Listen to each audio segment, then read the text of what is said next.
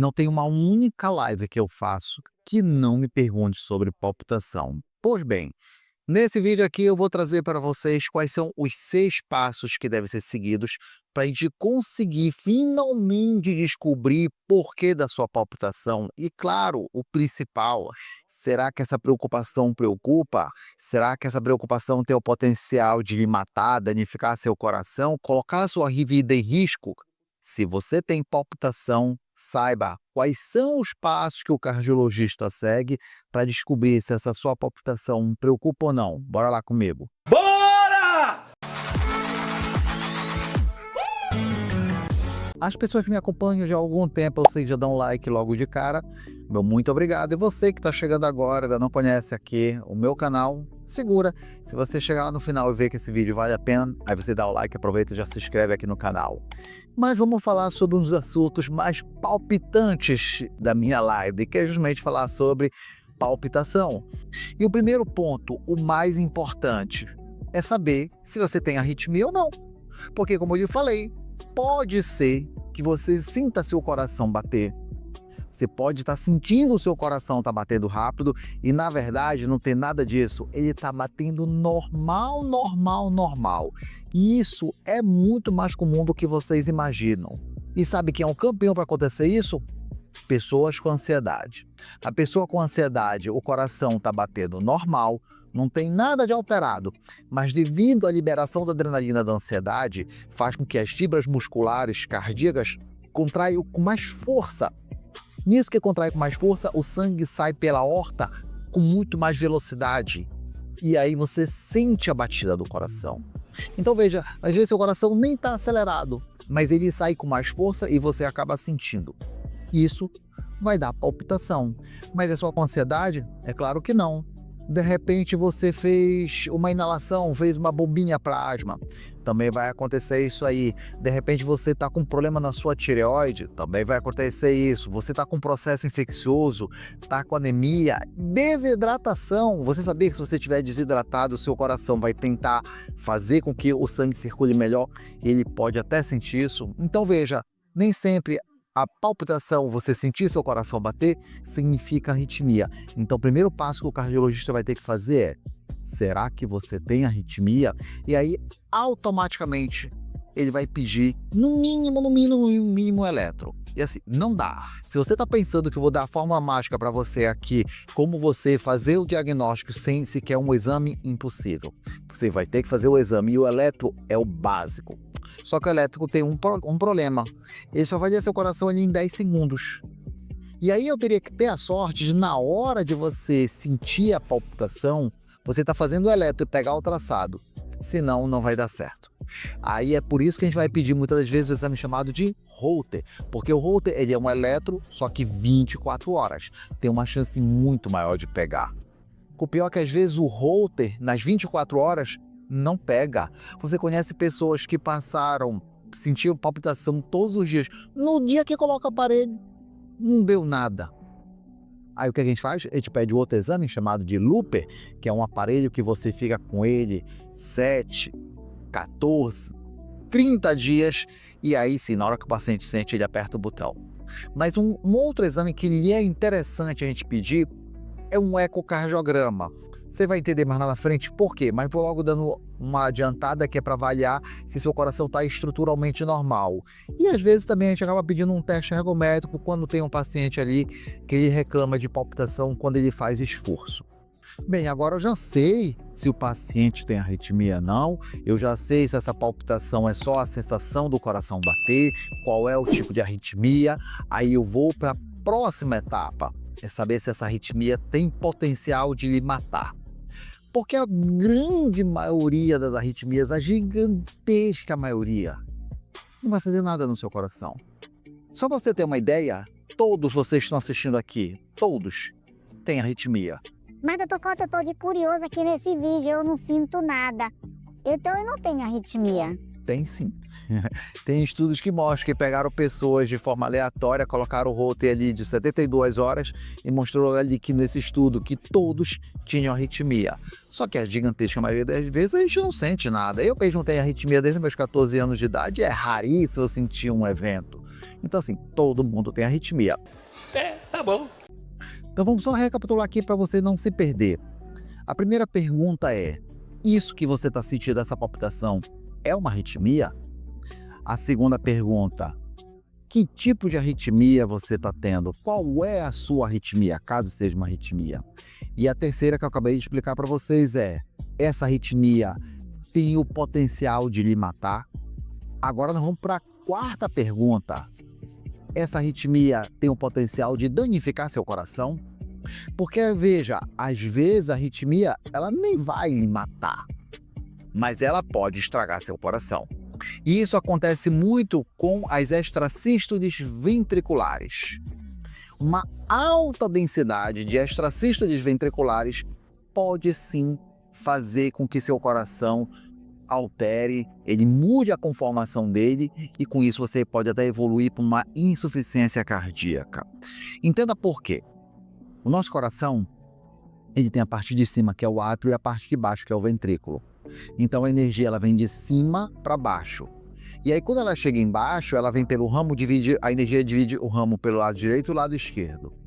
Se essa arritmia ventricular ela é formada no lado direito do seu coração, então o primeiro lado que vai contrair é o lado direito e depois contrai o lado esquerdo. Então, na hora que o foco dispara, esse é o primeiro lugar que o seu coração vai contrair. Só que a energia ela caminha pelo músculo cardíaco e vai atingir também o lado esquerdo e vai fazer ele contrair. Então, de vez o coração, o lado direito e o lado esquerdo contraírem de forma simétrica, sincrônica, ele vai primeiro bater um, depois o outro. E nisso que ele bate primeiro um e depois o outro, pode levar a uma dissincronia. E essa dissincronia vai levar à alteração do seu coração. E aí já vem explicando a sua pergunta, que eu sei que você vai fazer. Mas, doutor Cota, o meu caso é que eu tenho mais extrasístoles supraventriculares, então não vai dar problema? Até pode acontecer, mas é bem mais raro.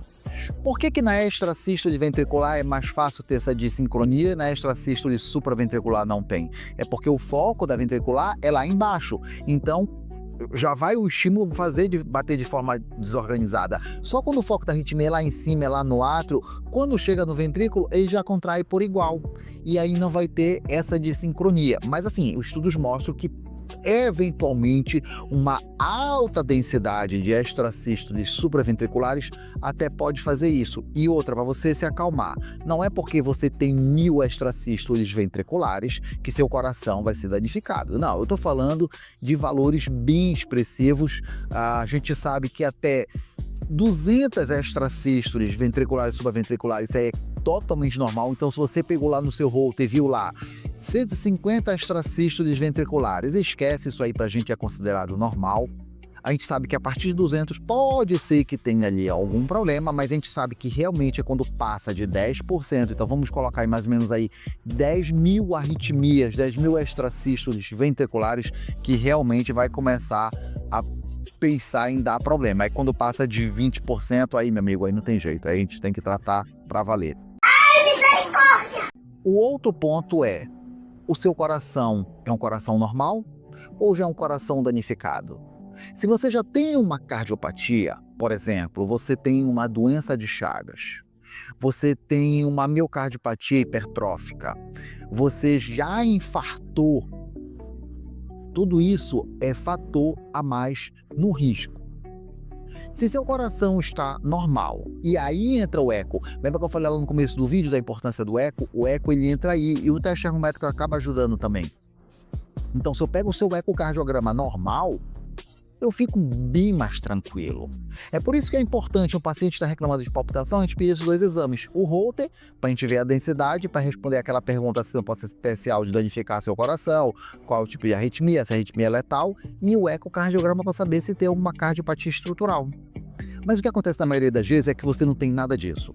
Essas arritmias suas são benignas, a densidade ela é pequena, seu coração está normal, mas ela incomoda, você sente a batida do seu coração, isso realmente incomoda. É como eu digo assim, é que nem uma enxaqueca. Eu nunca vi ninguém morrer de enxaqueca. Mas enxaqueca incomoda pra caramba. A gente trata o paciente com enxaqueca. Por quê? Porque está incomodando. Então, muitas pessoas que têm extracístole, a gente acaba tratando porque está incomodando. E ainda vamos chegar no sexto ponto. Então, veja, eu já tirei tudo aquilo ali, eu já sei que o paciente não vai morrer, tá tudo legal, mas ele está sentindo sintoma. Então, nós vamos tratar. Não tratar porque se não tratar ele vai morrer. Não, a gente vai tratar para tirar os sintomas. E aí quais são os medicamentos? O primeiro logo, você vai estar no cardiologista, você está virgem de tratamento, o médico vai passar para você, muito provavelmente, um beta-bloqueador. E aí são vários beta-bloqueadores que a gente pode usar. A gente pode usar o metoprolol, o atenolol, o propanolol, o bisoprolol, esses LOL da vida, provavelmente vai utilizar, mas não é só isso que nós temos, por exemplo, a propafenona, a gente pode usar a propafenona.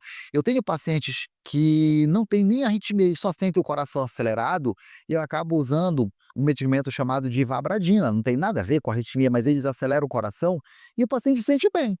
Eu não quero salvar a vida do paciente, porque o paciente não vai morrer, eu quero que ele diminua os sintomas, a gente acaba utilizando uma ivabradina, mas também a gente pode usar o sotalol. Agora, a mildarona, não, esse eu não recomendo para vocês. Não, não, não, não, não. A mildarona, nesses casos, não. Porque a gente sabe que o efeito colateral, as consequências da mildarona, ela é muito intenso, dá muito efeito colateral. É como a gente fala, é usar uma bomba atômica para matar uma formiga. Eu não recomendo fazer isso de jeito nenhum, porque por causa dos efeitos colaterais são vários, no fígado, nos olhos, na pele, na tireoide, no pulmão, então não vale a pena. Então, para a gente finalizar, bora fazer uma recapitulação aqui. Não quero não, quero não! A primeira pergunta que você vai ter que responder é: essa palpitação você está sentindo é uma arritmia? Aí a outra pergunta é: qual é essa sua arritmia? A próxima pergunta é: essa arritmia tem um potencial letal, tem um potencial de lhe matar? A próxima pergunta: essa arritmia é uma arritmia que tem o potencial de danificar seu coração? A outra pergunta: é uma arritmia no coração normal ou uma arritmia no coração doente?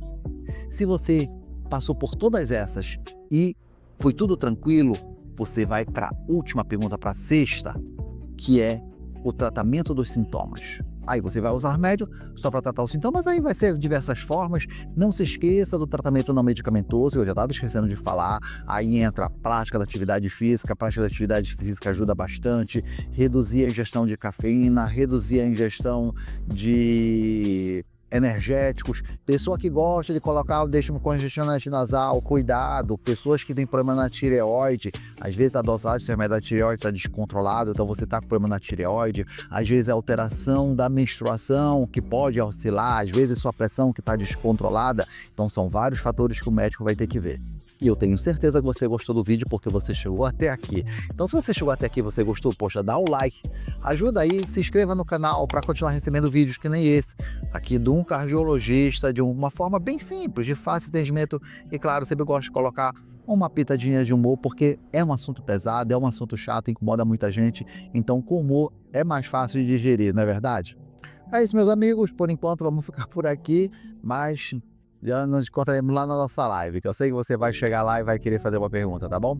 Um forte abraço, Deus os abençoe, nos veremos no próximo vídeo ou quem sabe na nossa próxima live.